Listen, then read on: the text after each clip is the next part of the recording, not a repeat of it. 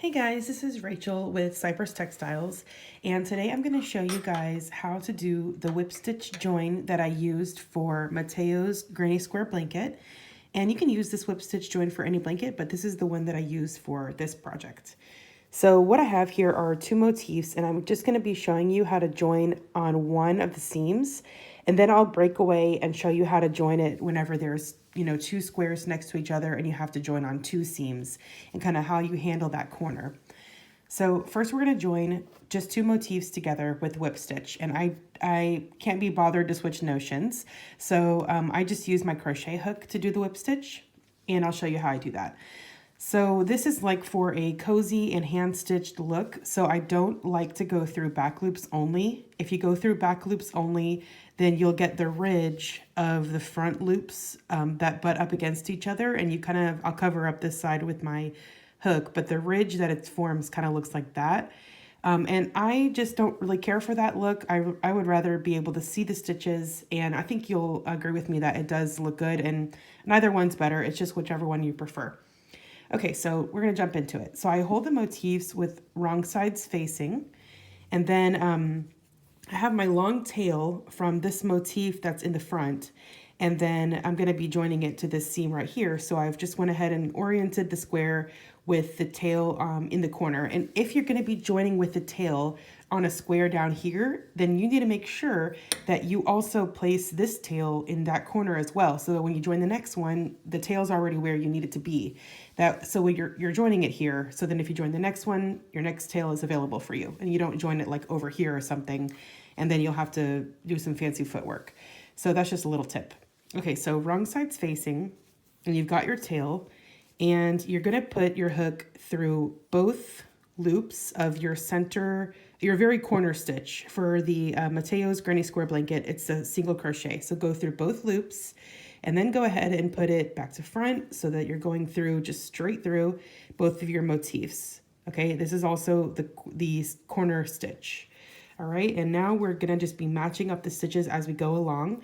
So I'm gonna grab my tail and hook it and bring it through to the front. Okay, and I always do, since this is just kind of like hanging out there, I always do an extra stitch in the corners. And I think you'll find for hand stitching, many people will say for quilts and things, they put an extra stitch in the corner, and I find it's nothing different with crochet. Put an extra stitch there just for stability. Okay, so now we're always bringing our tail to the front because this is whip stitch. So we're going to go through both loops of the next stitch and both loops on the next motif, and just pull your yarn to the front.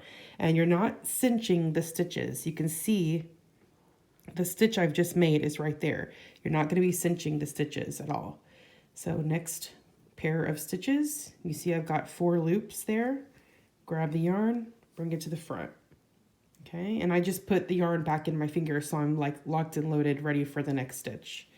Go through, bring it to the front. Okay, and I'm not really pulling a lot of tension on the yarn, but I am keeping it taut and flush against the seam.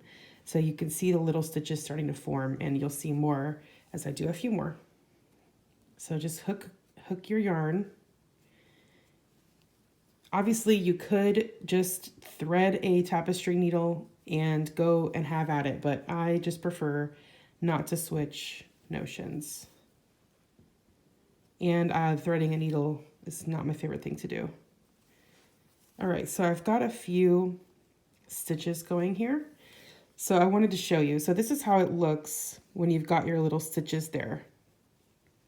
Okay, and I don't cinch it because you're going to be very tempted, because many joining methods have you cinch the yarn like that. But refrain from any cinching.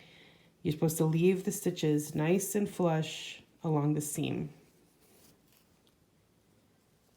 All right, and we're almost there.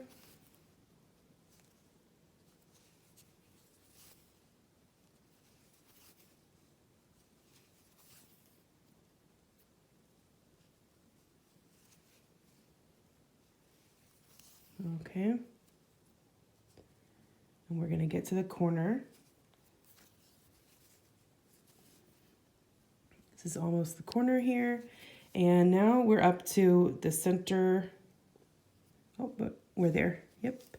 Now we've done the corner, and like I said, I do an extra stitch in the corner. But what you want to do when you reach the very last part where you're going to break your yarn is when you make your extra stitch in the corner, instead of pulling the yarn through, just go ahead and make a slip stitch. And that way you secure your yarn, and then I'll show you how I weave the tail. So let me open up these motifs flat so you can see. So that's what it looks like. That's what the seam looks like. So I think it looks just fine. It looks neat, it looks nice. It doesn't look sloppy or messy. It's the same color as this motif since you've used the tail. So I think it looks just fine. So lots of people tell me, why don't you just do it through back loops only? But I like this better. So, okay, so now this is what you do with your tail. I'm gonna break this a little shorter just because I don't need this long of a tail. But this is how I weave my tail in after I've done the whip stitch, and this is actually how I always weave my tail in. So this is how I don't have tails when I'm done with a project. So what I'm gonna do is, I've got my tail that I've made my slip stitch, and now I'm gonna go through back to front through the back loop only, and just grab my tail and pull it to the back. And if you followed me for any length of time, you'll see this is how I always bury my tail at the end. So back to front through back loop only, and pull the tail to the back. All right, and every stitch until your tail is all used up.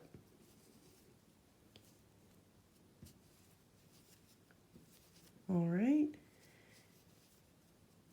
And then when your tail is all used up, and you're gonna be working over this anyway, you can see that you really can't see the tail anymore, and it's very secure. I've never had my tails come loose this way, and you're gonna work back over this, whether it's a border or whatever it may be. So that's how I bury my tail. Okay, so that's how I do just one seam. So now we're gonna come back and I'm gonna show you how to do it when there's two seams. Okay, so now I'm ready to join on this square right here in this corner where I've got my very last square to join on for Mateo's granny square blanket. So I've got my tail cut long enough. It's much longer than I need, but I'd rather have it be a little bit long than run out of tail to whip stitch with. So it's long enough to where it'll go around both sides of the seam, and then way more than what I probably need. Okay, so we're just gonna set up like before with the tail. And I like to do the tail on the back motif, but honestly, it doesn't matter. I just like to keep it consistent. So I'm going to go ahead and join this seam, and it's just like I've joined it with if there's only one seam. So I'm just gonna go ahead and make my first stitch, and then I'll back up and I'll go ahead and work the seam, and then I'll come back to show you how I do the corner. All right, so I've got my extra stitch there, and then I'm just gonna work a couple of stitches. There we go. And you've got longer tail to pull through, but it's all right. All right, so I've got my first couple stitches there, and I'll be right back after I'm done with this seam. Okay, so I'm at the corner now, and I've gone ahead and done my first stitch for the corner on this first blue square. And I'm going to just put the hook through both stitches again to make that second stitch for the corner. Like I was saying, I always make 2 stitches in the corner. And now I'm going to turn, because we're going to work this seam next. So laying this flat, you can see I've got the first seam worked, but now I've got to work this seam since I'm joining on to this corner where there's 2 squares. Okay, so I'm going to turn it, and now I'm going to work across this seam. All right, so I've got my tail, and it's still coming out of that corner with the blue square. So now I'm going to work into the corner with this catty corner square. Okay, so I'm going to put the hook through both loops of that center single just like before, and again through the same single, the same corner single that I joined in here already. So I'm going to have 2 stitches going into this blue one and 2 stitches going in this way. All right, so bring your tail to the front and then put it back through the same place, because we're going to make an extra stitch there. And that's it. So that's all there is to do in the corner. And so now you're just going to work your seam across just like normal. All right, so I worked a couple stitches, and I'll be back to show you how it looks. All right, I've got my tail pulled through the corner stitch at the end of the seam, And so I'm going to make my extra stitch, and since this is the very last stitch I'm going to make before I cut my yarn tail, I'm going to pull it through and just make a slip stitch, and that way I could just pull it tight. And now I'm ready to turn this way so I can bury this tail, and make sure you're burying it on the same square that the tail came from so it matches the color. And if you don't and you have to weave it in and it's a different color, it's all right. You really won't be able to tell because you're going to work over it anyway, whether it be with the border or joining another square, but it's always good to have the colors match up. So I'm burying my tail just like before. Insert the hook back to front through all the stitches in back loop only, and bring the tail to the back each time. All right, this is how I bury my final yarn tail of any motif. There's 2 yarn tails if a motif only has 1 color, right? So I always bury the first yarn tail as I go, and then I bury the last yarn tail like this. And that way I don't have to do any ends whenever I'm done with my project. Okay, so you can't see the yarn tail. It's totally buried. You can kind of see it if you turn it over. You can see it weaving through, but that's how I bury my yarn tail. So when I open this up and you look at the corner, you can see I've done 2 stitches into the corner here, and then I did 2 stitches into the corner with this motif, and I don't do anything with this direct opposite corner motif. And as long as you're consistent, it comes out looking great. It's nice and neat. It's flat. Here's the back. So here's how the back looks when you work whip stitch this way.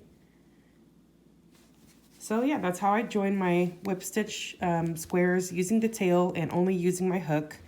And no fuss, no muss, very easy and very clean looking.